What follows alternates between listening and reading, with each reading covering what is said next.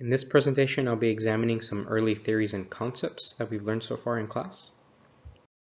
I'll be touching slightly on Henry Foyle's 14 Principles of Management and Max Weber's theory on bureaucracy and how they're still applied and seen in today's modern public administration. And then at the end, I'll talk on some early concepts that still hold true today and another one that might need some adjustment.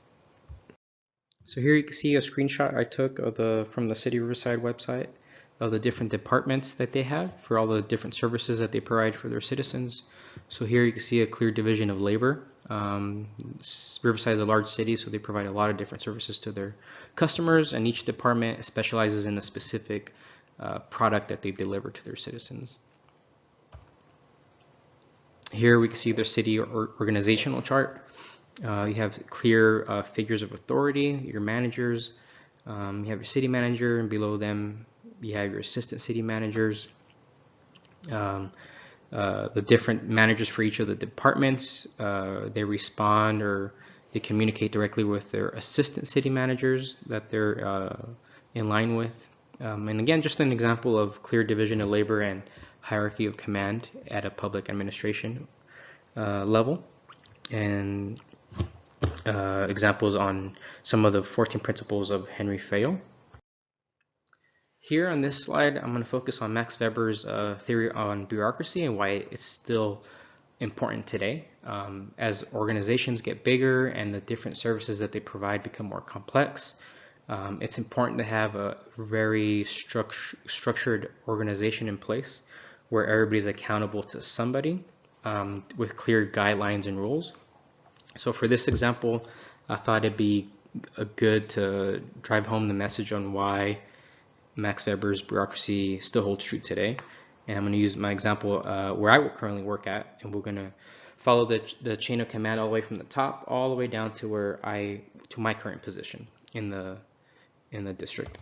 So at the very top we have the general manager, which below we have this deputy general manager. Below that you have your director of operations, and then you have chief financial officer.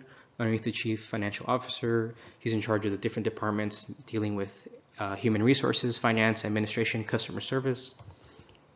Under the director of operations, my department, I work for the Department of Operations. You have your deputy director of system operations and deputy director of maintenance of operations. And this is where it gets even more complicated or complex.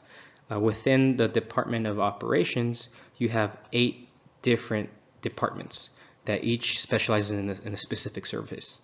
Over here you have mechanical services, electrical services, collections, and constructions. Over here you have water treatment, wastewater treatment, and distribution and production. I work in the wastewater treatment department. So we have our chief plant operator or manager. We have our senior operator. We have our OPSEC 4s. Each OPSEC 4 has a different team that they're in charge of. We have OPSEC 3, OPSEC 2, and our current operator in training. And I am right here, OPSEC 2. So again, just a very clear way of showing how complex these systems can get. I strongly believe that Mary Follett's ideas on reciprocal relationships still hold true today. My current job position is a good example of that. Even though my manager is in charge, he might set certain rules or guidelines on how to run certain equipment or processes at the treatment plant, but because he's always being held up in meetings or dealing with the management side of the business, he relies a lot on our feedback on how things are running at the treatment plant and any issues that arise and any changes that we might have to make that deviate from his original plan. And it's a very dynamic relationship, and I think it's a good working relationship for my field that I'm in. So it definitely still holds true today. One concept that might need some adjusting is Wilson's dichotomy. Even though he wants a perfect separation between politics and public administration, I think they're so big today that you just can't get away without one side or the other dipping into the cookie jar from the other side. So I think this yin and yang represents that kind of well.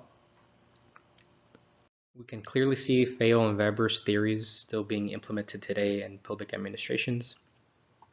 Follett's concept on power with versus power over definitely leads to dynamic relationships between employers and employees. While Wilson's politics administration dichotomy isn't perfect, it's still important to have that distinction between the two. So yeah, that's my presentation.